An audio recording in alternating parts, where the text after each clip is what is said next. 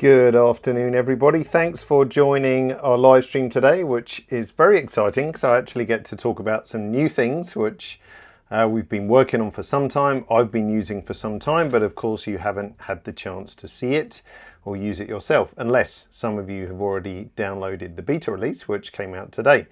More on that later. So the plan is today is to give you a little pre-look at what's coming in 16.5. So this is a new version of Capture One. It's not out yet. As I said, there's a beta release which you can try simply by going to captureone.com/beta, and then you can download and try everything that you're going to see out for yourself. Excuse me. Very important though, don't use it on your production sessions or production catalogs. Make a separate catalog, make a separate session, and do all your testing there. Couple of housekeeping things. If you are on YouTube or LinkedIn, you're welcome to write a comment and ask a question, and that will come straight through to me and also my colleagues Helen and Victor, who are helping out as well. If you are in our live stream room, then if you want to ask a question, keep it to the Q&A tab if you can, please, because this way it separates out from the chat and it's much easier for myself and Helen and Victor to keep an eye on everything. Now, if we can't answer your specific question today, do apologise. There is rather a lot of you and it was very chatty this morning as well.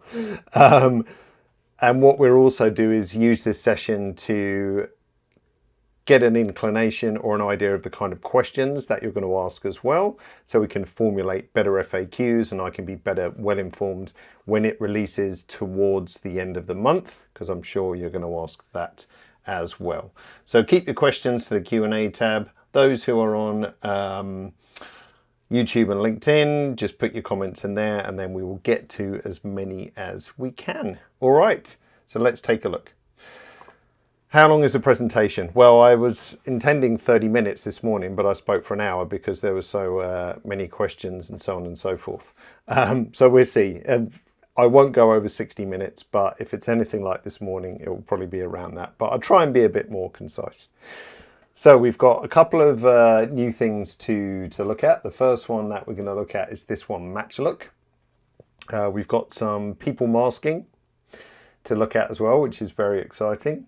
An integration with a service called Photoroom, which is about cutouts, some cloud settings, some improvements to client viewer, some tethering improvements, flicks to the next page of his notes, and a brief mention on Apple Pro RAW and something called C2PA as well.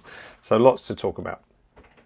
In terms of macOS 15, just to get that out the way, we made an announcement about half an hour ago that if you're on 16.4.6, that will be fine with macOS 15 as well. So let's nip that one in the bud. All right, Match Look. So what is Match Look? I'm going to give you a very simple demo. So the tool looks like this. It lives by default in your adjust tab. If you don't see it, if you've got a custom workspace, you can right click on any tool tab and go and find it down here called Match Look. And the purpose of Match Look is to take a look, color grading, look and feel, or the way you've edited a picture and apply that to any other image. So I'll talk a bit more detail in a second, but let's just give you a quick demo. So here's the tool, it's very simple. You can say use selected variants, or there's other ways to use an image, but I'm just going to say use selected.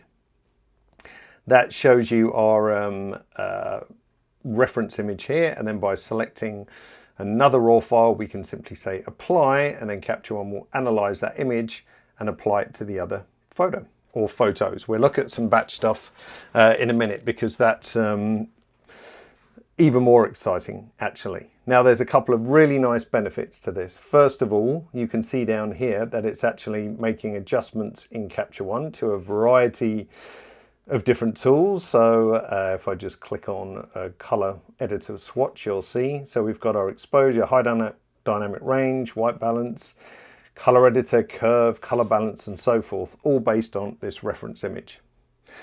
Now this reference image does not have to be a RAW file. It can be any supported format in Capture One. So it can be a JPEG, it can be a TIFF, it can be a PNG, It also can be a raw file if you want, and I'll show a demo with raw files as well. So that's just one example. Let's have a look at some others.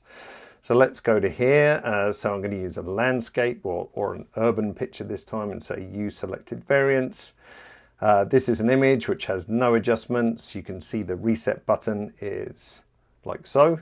So there's nothing on here, and I can say apply. And then we get our image matched quite nicely. If I put that full screen for you, you'll be able to see a little bit better.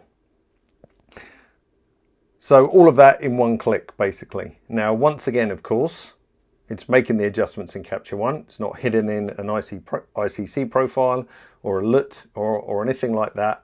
It's all visible in the surface in Capture One. So if you see it and think, actually, I would prefer that to be a little bit less contrasty or X and Y, then no problem. You've got full visibility of all the adjustments. Let's have a look at another one. And someone says, can you also copy black and white? That was Martin. Yeah, so let's do that. So let's do this one. And then we're going to go to Venice briefly and say apply, like so. In a couple of seconds, we've got our black and white, like so. So there's your black and white. Let's try it on this one out of interest. There we go. So there's our reference, and there's our two raw files which have been edited based on that. All done in one click, super simple. So Martin, that was the answer to your question. So yes, you can also do black and white like so. Now, once again, it's making all the adjustments in Capture One if I click on that one. So it's a really good learning experience. So if you've struggled with getting certain looks, certain color grading looks, then of course you can go ahead and just see exactly what's happening under the hood. Bit of a fun one coming up. Let's try this. And don't worry about thinking I need to have a portrait reference if I'm editing portraits, or I need to have a landscape reference. It's more about the look and feel of the image, which is important. So let's say we're going to use this one, and we're going to go to this shot. Oops, wrong one, sorry. Use this one and say apply, and away you go. Now, if you've struggled getting a certain look, feel of images before, this is a really interesting way to learn more about color grading. Now, for the keen-eyed amongst you, you can see these 4 categories over here as well. So these are all the adjustments that Capture One makes on your applied image. So under normalize, we've got exposure and white balance, light and contrast. I'm not going to read them all out, but you can see color adjustments and color tone.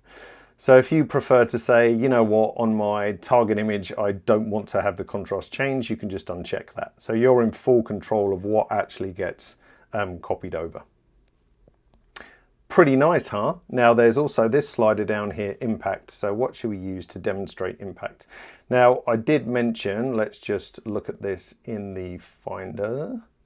So if you want to, because so far I've just been using images that are present in this Capture One session, but if you don't want to have to import images into your session or catalog, you don't have to. From Windows Explorer or Mac Finder, you can simply pull this out and drag it onto the match look like so. And then when you go to your image, we can simply say, just make sure I hadn't checked anything off, we can say apply like so. So it doesn't have to belong in your Capture One catalog.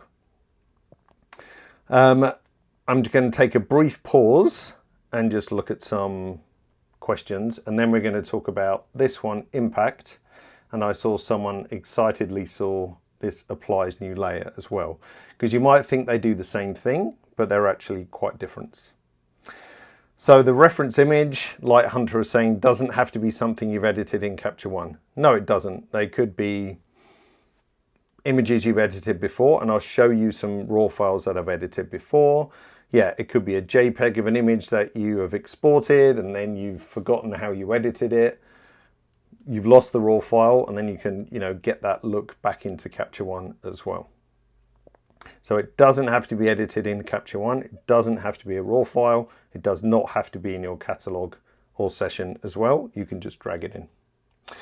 Okay, remember, for those of you in the live streaming room, remember to put your questions in the Q&A tab if you want. If we can't answer them, as I said, we use that together, an FAQ as well. Can it show you exactly what you did? Yeah, exactly. So look, we used our gentleman here. Where's my finder gone? So we used this guy like so, dropped him in there, and then used that to apply the edit. So you can see exactly what's going on.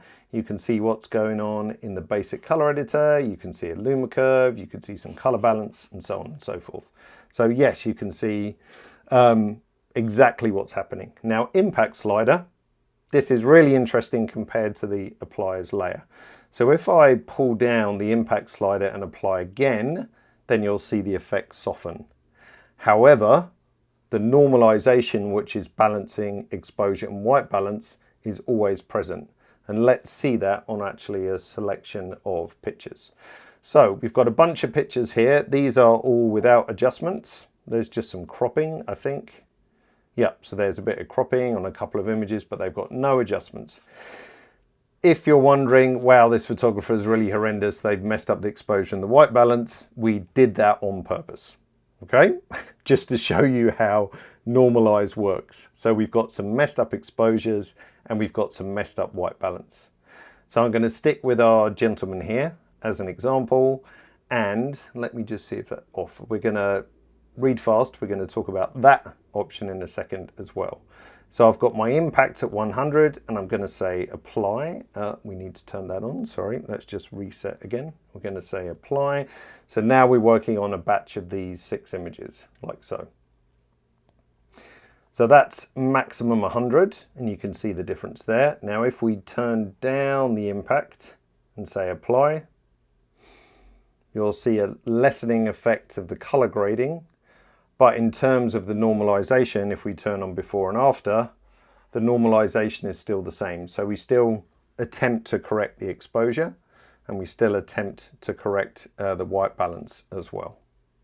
So even if I put impact down to 40 and say apply, and you don't have to reset, you can just apply again. It's smart enough to know, okay, they're changing the impact, so let's sort that out. We've still got the normalization happening. Now that is quite different to working on a layer. So let's just reset these all again. Wrong shortcut key, hang on. Reset these once more and let's just pick on one. So let's go for one which is a bit on the dark side. And now we're going to say apply as new layer. So let's open up the layers tool and we're going to say apply once more. So we've got our mask and you can see match look layer created. But now if I drag down the opacity, we're obviously going to get our original image much darker back as we blend in the final look like so. So impact always keeps the normalization. Adding it to a layer gives you the opacity option, but it also means you can use some masking tools as well. But quite different between using impact and opacity. So just keep that clear. Oscar, you must have missed that. No, it does not to be a RAW file. Any supported format in Capture One. So it's JPEG, TIFF, PNG, RAW file. You can use a RAW file, which we'll do in a second. But hopefully you can see how awesome it is, first of all. And hopefully you can see, you know, the difference between that appliers layer and the impact. Now, if you're doing bulk editing, you probably wouldn't want to apply it as a new layer because then it's less convenient to use things like speed edit if you want to do some bulk editing and so on and so forth. But the option is there. If you're just editing 1 or 2 images, then you might like to put it on a layer and that gives you more options, but it's there. Good question from William, and I meant to cover that early, versus styles. So the question came up this morning, well, why can't I just use a style or a preset? How is this any different? So if we take this example once more, so let's say we've shot this bunch of pictures and we want to apply our style. So we can go ahead, we can find our style. So let's say I want to apply one of these looks. So yeah, straight away I can see, all right, that looks nice. However, I've still got to go ahead and fix white balance and exposure, and I might need to pull some highlights back in some of those images. So it only fixes a small amount of the problem because the match look is actually analyzing each picture in turn to try and give you the most consistent look. Now, like any feature that is using analysis or AI technology to dig into an image to find out how it was edited, don't ask me how it works, because I won't be able to give you a smart scientific option to it. But that's very different to a style, which is just applying the same adjustments to every single image, and not always one size fits all. So this is extremely different to looking at to styles. So Cloud Strife, that's maybe a good way to think of it. So it's looking at each image and applying to try and harmonize the images along with your reference. So that's kind of quite a nice simplistic way to mention it. Can you save a preset? I saw the question come up. So yes, you can. So let's, what should we use as a preset? So let's just look at some of our looks. So yeah, let's just do the black and white one. Why not, as we didn't do that. So we have got use selected variants like so. So it will also save my impact and whatever is checked on and off, and the reference file itself. So if we go ahead and say save custom preset, and I'll call this black and white number 1, super original, and say save like so, I can now go to my set of images, go to the match look tool. Let's reset the tool so you can see how it looks, and I can go ahead and pull out my specific preset. Now all I've got to do is choose it like so, and then it will start applying it straight away. So now we can see our black and white edits coming in like so. And it shows me what I'm match looking at, and it shows me the impact as well. So now we can see we've got our black and white images matched with our sample like so. Now, of course, if you want to tweak or edit anything, then you can use the tools that you see in Capture One, because nothing is hidden below the surface. I saw a question about does Capture One need single or multi-core? Like, if you want to know anything about supported systems, just drop support line and they'll give you an idea on options in terms of what systems you need to spend your money on so on and so forth. But just to point out, this is not the latest and greatest Apple M1 Max. I need to ask Santa for a new one, actually. This is a 2021 M1 Max. So it's not an M2, it's not an M3, it's not an M4. It is an M1 Max from 4 years ago. So it's not exactly the latest and fastest. So if you had a more, spec'd up computer than this, you would expect better performance as well, but it's already pretty snappy. Okay, so what about, so far, you have seen using with just one reference. So what about if we wanted to have more than one reference? Let me just check questions over here as well. David, yes, it's a new tool. So for those of you who have joined late, we're looking at Capture One 16.5, which is not out yet. This is a beta release, which you can join as well by going to captureone.com/beta, and it will be out towards the end of the month as well. Okay, nice one. So I'll continue. So what I was saying was that so far we've just been looking at single references, but what if you wanted to use a bunch of references to get kind of a weighted average? And I think this is quite a good scenario to talk about it as well. So the top 4 images, let's just close layers for a second. The top 4 images I've already edited in Capture One. So you'll see if I look at the top 4, you can see the sliders moving around. I started with using a Capture One style. And then I tweaked it because I didn't quite like what the style was doing. It was a bit too contrasty and a bit too warm, so I've just kind of tweaked it to my own preference.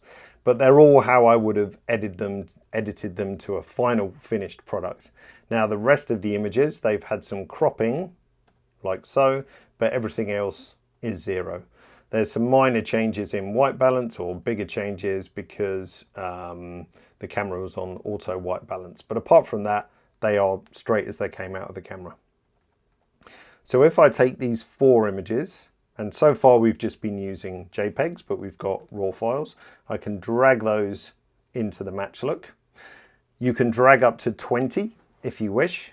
That's the maximum. If you drag 20, you might see a progress bar pop up that says analyzing image content. But with 4, it's pretty quick. By the way, very important, nothing is uploaded to the internet. So all the analysis and everything is done inside Capture One. So we don't have to upload anything to the cloud. We don't have to send any image information. You don't have to train an AI or anything like that. You're simply adding 1 to 20 reference images.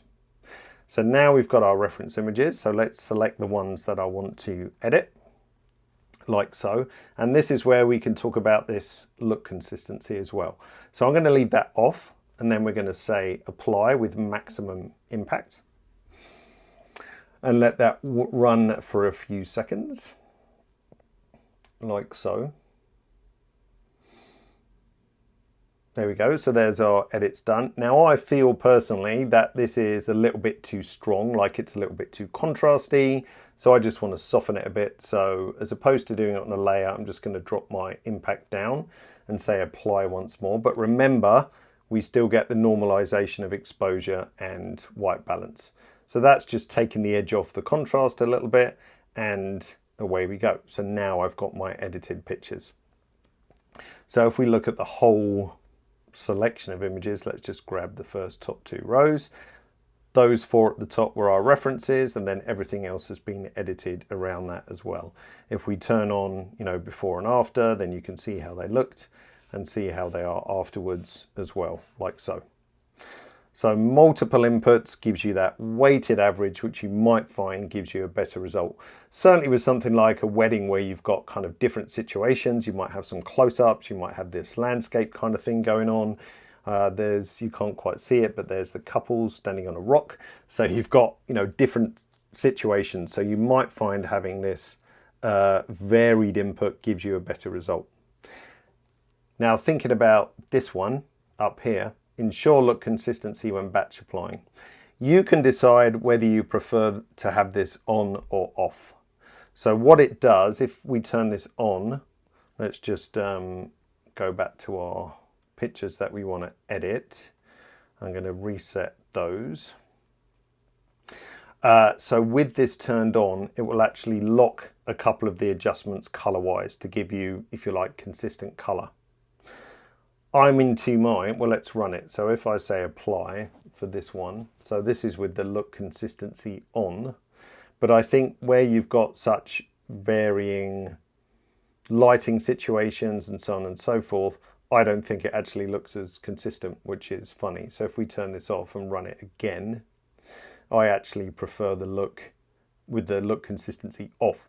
But if you've shot something that is, like say I had 50 pictures of this gent standing against the rocks, then I might want to put look consistency on because I don't want it to move a little bit shot to shot. So that's when that situation could come handy. But with varying kind of stuff going on like this, then I think it makes sense to keep it off. But because it's a relatively quick operation, you can just try it yourself, you can tweak the impact, you can run it again and think, hey, you know what, actually that looks pretty nice. So yeah, multiple inputs are a thing as well. Can you use this while tethered capture? Yeah, you can actually as well. Now, expect a bit of an overhead in terms of performance, but yes, you could use it during tethered capture as well. No problem whatsoever. I haven't tried it myself, but it is possible. Do the reference images need to remain online and available to Capture One, or does it keep the data in the preset? So it keeps it in the preset. So if I went back, well, let's try this actually. So if I do a new, I'm going to clone them because they've got crops on, and then I'm just going to reset, accept the crop. If you didn't know that, reset, accept composition. That's really handy. So we've got all our 2 variants selected, so all of these. And then if I go back to the match look and choose my black and white number 1, whatever the impact was for that, I can't remember.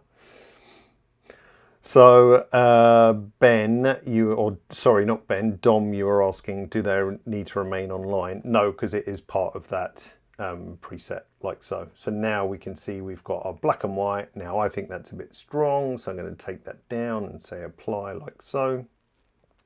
So that's just going to soften it a little bit. And then if I want to, like, don't forget, just because you've got this fancy new tool doesn't mean you can't use existing tools as well. So if I want to tweak any, like this one here, I can turn off my edit all selected and then use speed edit. So I'm holding A on my keyboard. You can see highlight has popped up.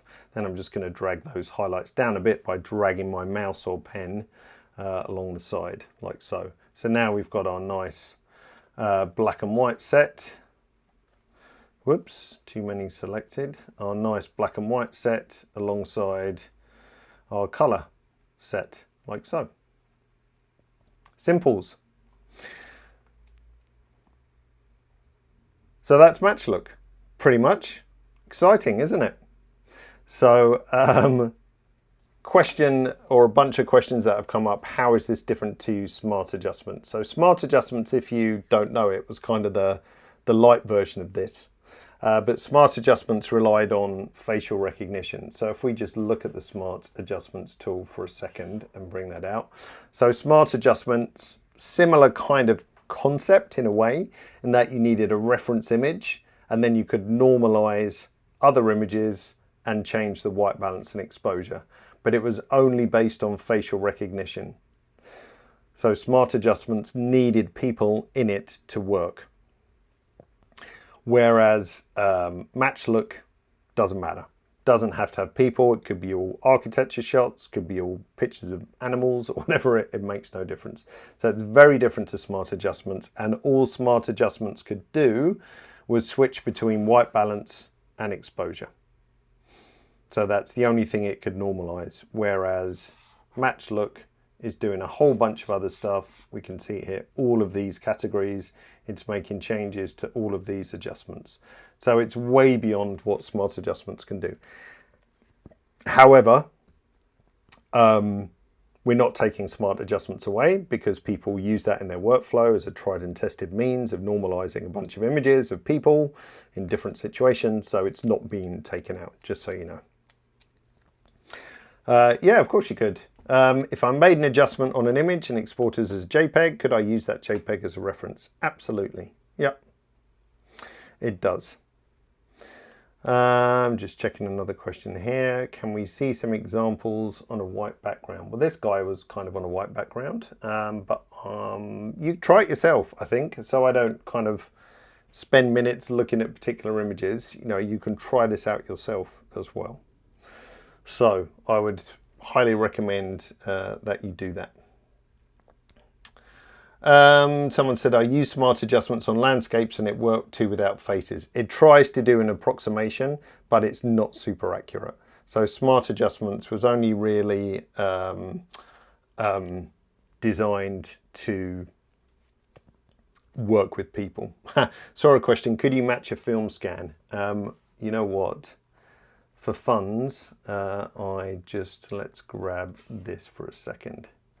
So this is a film scan of me and my sister and my mum. I don't know when, a very long time ago. So I took this in as, I can't remember if it worked well or not. So I don't think cropping makes any difference, but I'm just cropping out that border. So let's actually say use selected variants. Let's go to, let's try the wedding actually. Multi-ref. So let's just try a couple of images. So let's do these three. So I'm going to reset those. Did that reset all of them? No, it didn't. So I need to turn that on. Let's see what it does. So I haven't tested this, so it'll be interesting to see what it looks like. There you go. Not bad, actually. Pretty close to what was going on. So yeah, there's no reason why you couldn't use a film scan as well. And we've had some quite fun results from doing that as well. So it is possible. Yeah. So yeah, you can do it. It's quite a fun way of messing around with different film stocks as well. Brilliant. There was something I forgot, but what the heck was that? Oh yeah, that was it. So let's go back to the wedding again. and let's use the original 4, not my family picture, back in here again, like so. So what if you used it on a completely different wedding? So here is a completely different wedding. So we've got 6 images from a different wedding, like so. Let's just check these are reset. So these are out the box once more from a variety of different lighting situations. So if I now apply this match look to this other wedding, let's see what happens. Did I have look consistency on? No, it's off. So there we go. Now again, I think that's a bit too much. So I prefer this around 75, and we can run that once more. And yeah, there you go. So I think, you know, we're in the early stages of this, or we're not in the early stages of development, but we're in the early stages of releasing it to the masses. So I think there's loads of potential in kind of getting your wedding look or portrait look or lifestyle look or whatever, and having a bank of these different presets that you can try out. And of course you can always tweak and adjust your own images, either using the JPEGs, using the raw files, it doesn't matter. Of course, the beauty of saving it as a preset is that you don't have to go hunting for those particular raw files. You can just have your bank of match look presets. So there we go. That is match look. Right, let's move on to people masking for a second, which is a funny sounding feature, but it's also extremely useful. Which question was that? That was from Daniel. Let's see. Fine. Remember, those of you in the live streaming room, if you've got a question, put it in the Q&A tab, or it might get missed. Koi, we answered your question earlier. How is it different from presets? Because remember, styles and presets, they apply the same adjustment to every image. This applies differing adjustments. So sorry if that wasn't especially clear. Like if we look at, you know, these 3 images, for example, and we look at the sliders, then they are different. So it's not simply applying the same thing that a style or preset would do. So that's super important. Okay, people masking, otherwise we're just going to spend the whole live stream talking about match look. So layers and masks, there's an extra box here now, which the keen-eyed amongst you might have seen. And under people, we've got various different attributes. So if I say face skin and create a mask, and we're going to press M on our keyboard to show the mask. So there's our face mask, like so. Let's do something else. Let's do body skin, which sounds very creepy, but there's a body skin. Notice how much faster that second one was, because the analysis has already been done on the elements in the picture. So now all the other stuff that we do is going to be super quick. So if we do eyes, there we go. We can do eyebrows like so. We can do lips, and we can do hair like so. Now if we just flick through these, pay attention to the accuracy, I would say. So if we zoom in, we've got really nice accuracy, and more importantly, really nice roll off into the neighboring areas as well. I think, and based on what we've compared to other applications that can do this, this is by far the most accurate feature masking, if you like, on the market today. And it's also really, really quick. So to give you another example, let's go to this one and do the same. Now, if I tick everything off in one action and say create mask, it will create one mask with all those elements like so, which is kind of not as useful. But you might want to combine body and face as an example. But in this case, I'll do face and then create a mask, and then we can do body and create a mask. Let's see how they look. Very nice, like so. Someone asked earlier, does it work on more than one people? So if you remember our different wedding, and we go ahead and we do face, like so. This one will take a bit longer, so there's the faces. Then we could do body skin, So if you've got a group shot, it is possible. Now someone said, oh, it's missed a bit of the arm here. No problem. We can grab our AI brush and then we can just draw a little box around that bit, and then it will be included in the mask like so. So you can always go ahead and fix stuff if you need to. Let's do a last one. So eyes, as an example, we've now got the eyes of everyone else. It does not do the dog or the dog's fur before anyone asks. So let's go back to people masking, because there's some other super cool stuff about it as well. So Anthony said, where's the teeth selection? It's not there currently. So the way we're modeling at the moment does not have a teeth option, but teeth are actually really easy to select with the AI mask should you want to. So, sorry, the AI brush. So if I draw a box around that, then we can get our teeth selection as well.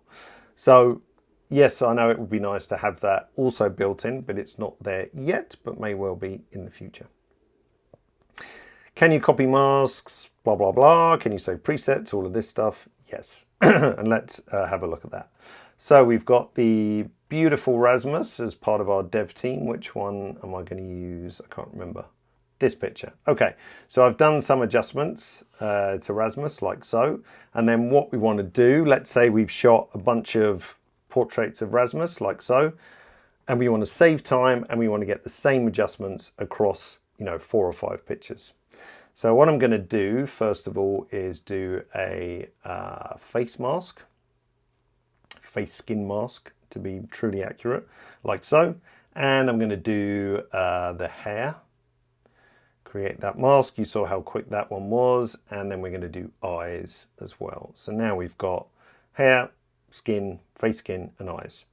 First thing we're going to do, let's just close match down for a second, is just do a bit of uniformity. So in the color editor, I'm going to pick on Rasmus's bestest skin tone. So I'm going to go around here somewhere. As we've got a mask, I'm going to expand out this net because we're capturing all the colors in his skin tone. And as I drag this hue slider across, we're going to convert everything in this wedge to the picked color. So thereby giving us a nice uniform skin across his face like so. So if I turn this layer off, you can see before and after. And of course you could drop the opacity down if you wanted to, but I'm going to go for that. So first job. Second job, we're going to go to his hair and we're going to add in a little bit of contrast and some clarity, maybe a touch of structure. And then we're going to go to the eyes, and I'm just going to lift the brightness slightly and add a little bit of structure.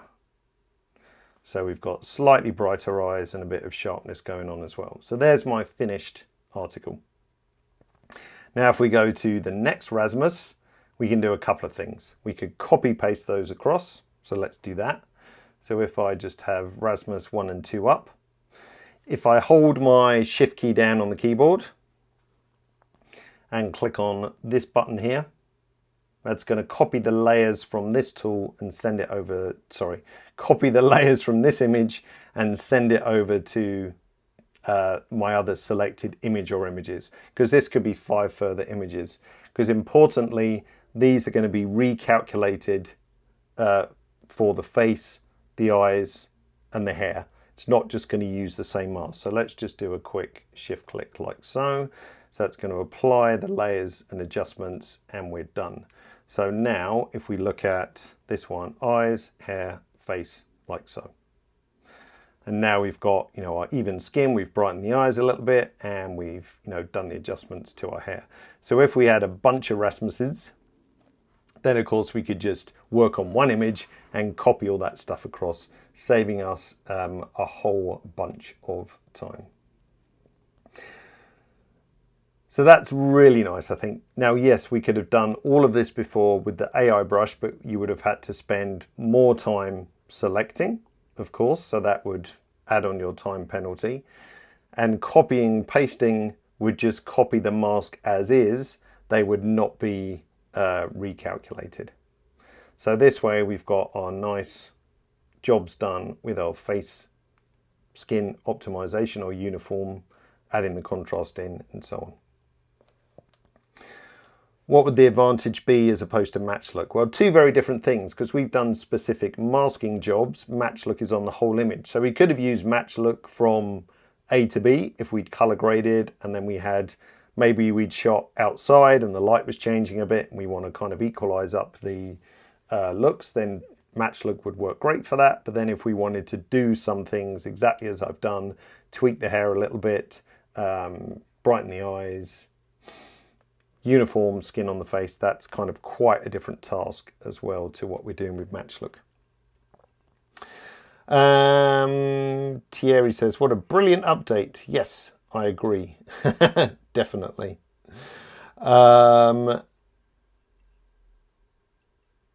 Nice. This is a feature I was missing from Lightroom. Very well done, team. Fantastic. Okay, so there was a few questions about, you know, how this works and everything. Now, what I would recommend is that if you are regularly doing eyes, hair mask or whatever, then you create a preset for this, or a style, I should say. So let's just go to this Rasmus for a second. I'm going to delete all our hard-earned work. So what if you wanted to just be able to quickly do a bunch of masking on a group of people? Not necessarily adjustments, but just get the masks in place. So if I go ahead and say, okay, I typically want a face one and an eyes and a lips and a hair one. Helps if you press create. So we've got our hair, lips, eyes, face. So if I go ahead and say save a style, custom style, and I don't want any of the editing elements, so I'm going to untick all of those. That's everything. So I've only got my layers. Now I haven't put any adjustments on these, but think of this as a style which you can just use for creating these elements. And you could have one just for face, you could have one just for eyes, and so on and so forth. So let's save that, and this is called HLEF, okay? So if I save this, I'm going to call it HLEF. You see I did this morning in a minute. So let's save that. And now if we go to a completely different image, let's go back to this one, make sure it's reset. And then if I look on my styles in custom styles, I've got HLEF. So if I click that, go back to here, then you can see it's made all the masks that I needed. So hair, lips, eyes, face. No adjustments on that, but of course, if you want to do that on a batch, then you could easily. So let's just go back to Ari for a second. Let's just select all of these, or let's just do ones where we can actually, it's not a good set actually. Oh, there's me again. So yeah, let's go to this guy and let's find some, here we go, that would be in more. So let's select all of these. I'm just going to reset everything back to 0. So if I select the top 4 and then we apply our style once more, hair, lips, eyes, face. So that's going to do that to those 4 people, and then we've got, you know, the individual problem, or sorry, the individual masks for each one, which we can then go ahead and do all our adjustments on. Or in this situation, I would obviously copy, I would copy from one to the other. But this way you can get all your masking done in one click. And if you might have spotted, let's just reset all of these again. Don't forget, you can add a shortcut to your style. So this is one I made earlier, hair, eyes, body, skin, face. And a shortcut key, Shift-Command-A. If you don't know how to do that, in your keyboard shortcuts, edit keyboard shortcuts, under custom shortcuts, you can add one, and then you can say apply style, this is my style, and it's Shift-Command-A. So now, without even having to be in the style tool, if I just hit my shortcut button, then it's going to start creating those masks. Currently, I saw a couple of questions on this. It's still max 16 layers. Yes, for the moment. So of course that might change in the future. does also work well with groups. Yeah, you might have missed it, Scott, but I did one earlier where we had 3 faces and it would just pull out all the faces, all the eyes, all the hair, all the body skin, etc. from an image. So it's no problem doing that as well. Cool. So that is people masking. So don't forget you can make styles. Don't forget you can do this on a batch. If you're shooting tethered, then you could also have your body and face set up and shoot tethered, and then it will calculate. Now, performance wise, there will be an overhead to this too, because it's having to recalculate those masks. All right, let's move on before we run out of time. We are going to talk about an integration with a product called, sorry, wrong collection, with a product called Photoroom. So this is using the internet, and it does require sending images to a service. So what Photoroom does, amongst a few other things, is cut out objects, people, and create an alpha channel around it. So if I right click on this image and say replace background, you can try this yourself as well. It will open up this little pop-up window which is powered by Photoroom. Now when you first do this, you'll have to connect to Photoroom and create an account. Now this is a paid for service, it's not free. You can test it and you'll see why in a minute, because there'll be a watermark on the image. But if you actually want to pay for it and get cutouts back en masse, then you would open up a Photoroom subscription. So I want to have a solid background, I want it to be white, I want to have a hard shadow, I'm going to put it in my output folder, and I want an alpha channel as well, and I'm going to say replace background. Now this is a background task, so you can carry on doing other stuff in Capture One. If you've sent 300 pictures, you can do so, but it's a complete background task, so you don't have to sit and wait for this to finish. Depending on the image, many other factors, it could be 15 seconds to 30 seconds to return it back to you, but it does have to upload, and of course Capture One has to download as well. But then you'll see when it's finished, it will pop up while it's doing that. I will just check for other questions. Thank you to Helen and Victor for answering a million of them. Oh, there's a good question from Feroz. Oh, there we go. So hold that thought, Feroz. Here's our cutout image, like so, and you see it's created the shadow, and there's the alpha channel, which you can use too. So if you've spot, an error in the mask, or you want to tweak something, then you've got the alpha channel that you can use in Photoshop, for example. So that's Photoroom. Just to show you a couple of other options, right click, replace background. You can also place an image behind it if you want to upload one, or you can type in a generative description and then it will generate a background for you. And you've got the different shadow types and whether you want the alpha channel or not. So that's powered by Photoroom, integrated with Capture One quite nicely. So Feroz said, doesn't this mean that anyone can copy the look of what might otherwise be a paid preset style by downloading the reference image and doing this?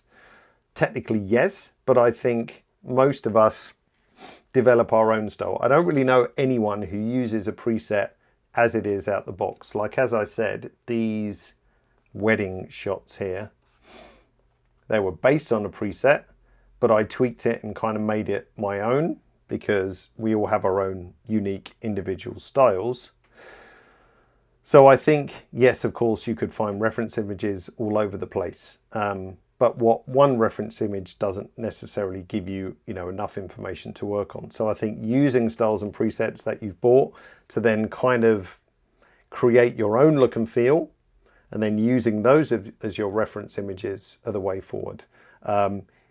I don't think, as I said, anyone who buys the style pack tends to use it is out of the box. We all think, yeah, it's a little bit too warm, or it's too cold, or I don't like the shadow tone, so I'm going to tweak that a little bit to make it my own, and that evolves, and then you say, hey, this is my particular look. I can now use that in Capture One, which works in a much better way to styles, because it has this kind of connection with the image and isn't just sticking the same adjustments on every single image, which is the big downfall with styles, because you still have to go back through and tweak and adjust.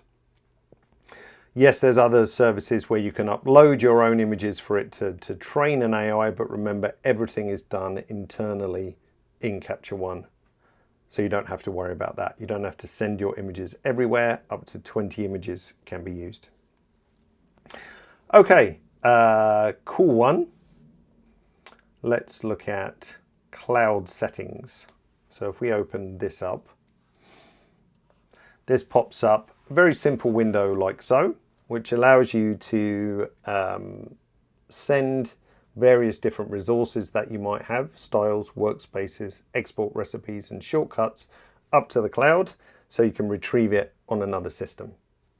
So for example, the style that I just created, what was it called?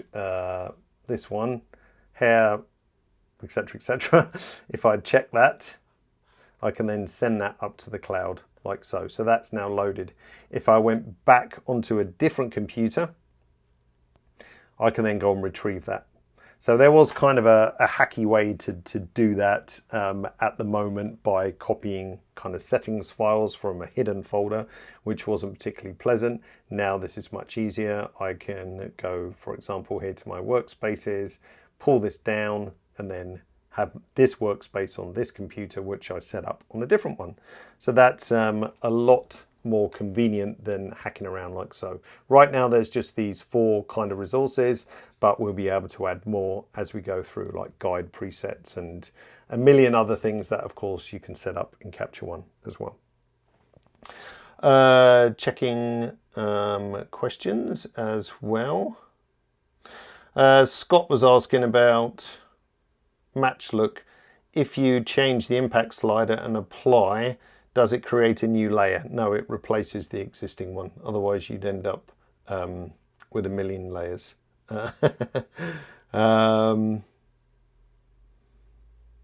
Lots of other questions, because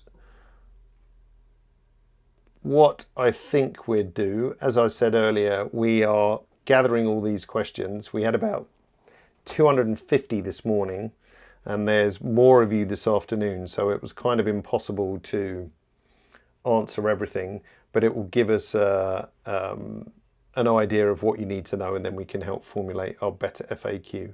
But of course, we're doing our best with what we can answer. Is the beta available? I saw a few people asking, where can I get this? Yep, captureone.com/beta. You can join up and try it out yourself. So captureone.com/beta, and then you can try everything out.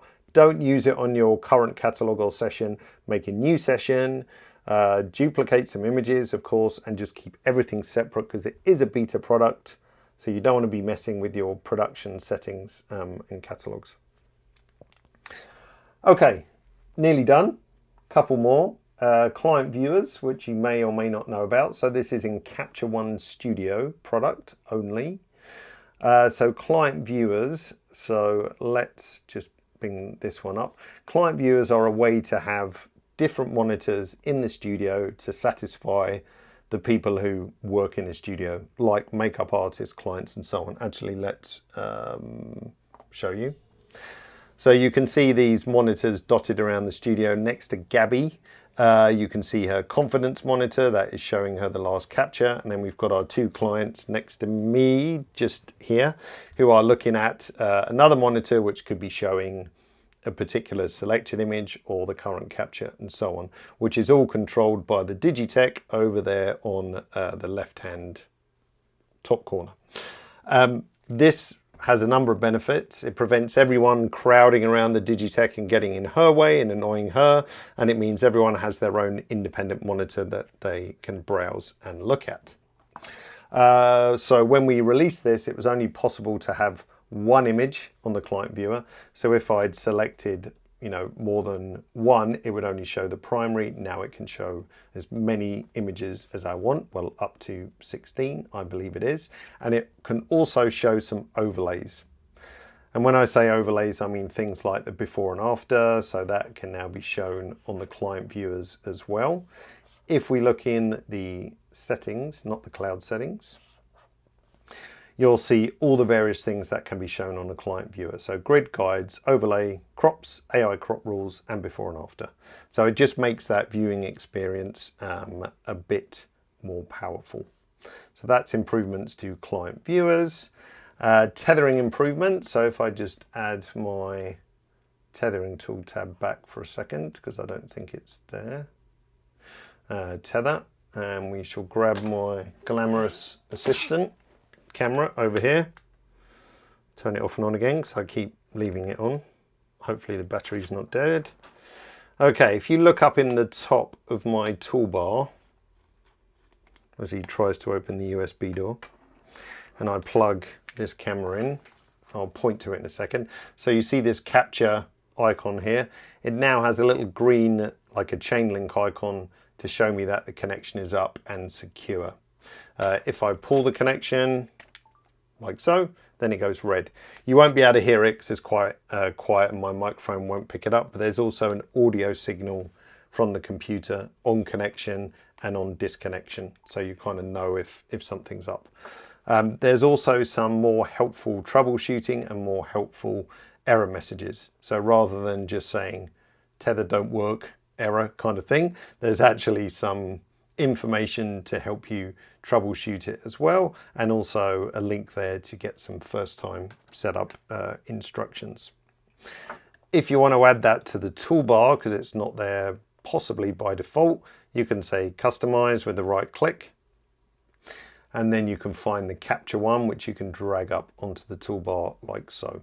I'd also recommend grabbing the, if I can actually see it, battery status as well, because it means up on the toolbar, if we plug this guy back in, you'll have an eye on the battery. If you hover over it, it also tells you the battery percentage as well. So yeah, lots of very handy things for tethering improvement as well. Couple of other minor things, well, depending, could be major, depending how you think about it. If we go to a different collection of pictures, like so, you now have the opportunity, let's just reset this one, can't remember what I've done to it. By default, pictures that are shot on your iPhone were coming in with the Apple colors, if you like, so not Capture One colors. And you could only get Capture One colors if you shot using Capture One mobile on your iPhone.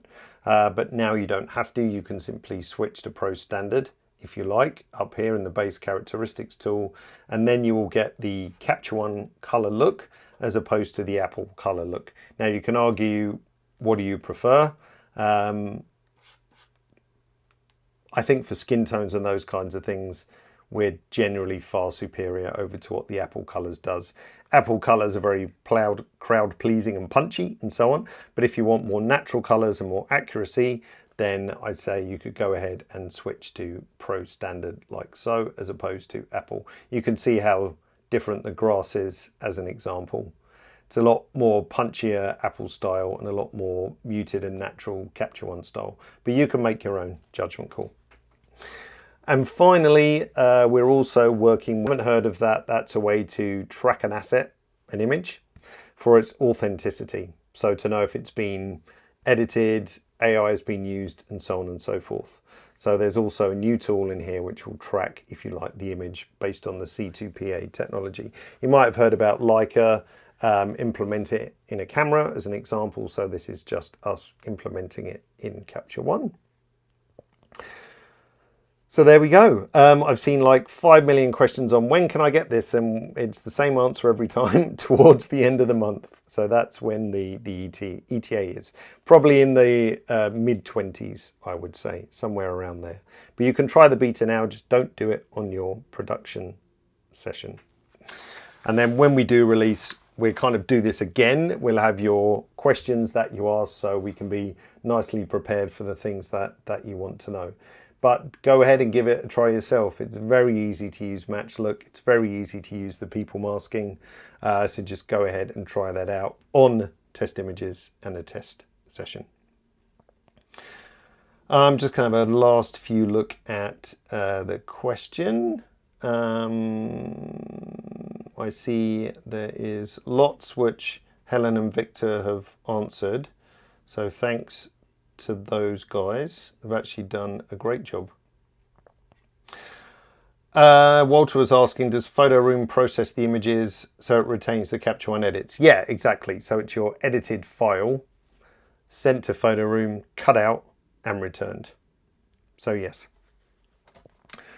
Dom says, match look on Capture One mobile. It's not currently. You can use the cloud settings to send your styles to mobile. What is on mobile is now layers and masks. So if you missed that update, that came out very recently in the last week or so, so that you can now do layers on masks on Capture One mobile, and we do a live stream about that, so you can see that in action as well. And as I said earlier, what Mac am I using? It's not the latest and greatest. It's an M1 system, 64 gig of RAM. RAM is kind of less critical now. It's an M1 Max. We're now up to M3 and very soon to have M4. So you don't necessarily need a massive powerhouse to run these new tools either.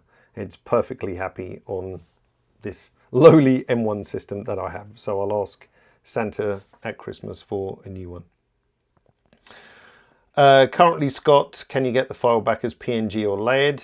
So currently it's JPEG. But there's probably no reason why we couldn't do PNG as well. It's just a case, the Photoroom integration is currently at beta, which gives us an opportunity to see how it's received. Like questions like that, Scott, are very insightful, because if there's a reason why you prefer PNG over JPEG, then that's great to know. And then that's, obviously something we can go ahead and implement as well. So that's also the purpose for that particular feature being a beta within the beta. So when Capture One 16.5 actually hits, then it's probably likely Photoroom still might be a beta integration, so we can perfect it and improve it more and so on. Fantastic. So that's Capture One 16.5 coming to a download near you in roughly towards the end of October. But if you sign up for our newsletters, you will of course be well informed, and we'll run this again when the release is out using some of your questions to answer exactly those. Brilliant. Thanks for joining me today. I hope you found that exciting and interesting, and please go ahead and try it out. So the proof is in the pudding. So don't take my word for it. Go and run it yourself and head to that beta site now. Take care and enjoy your weekend. Bye now.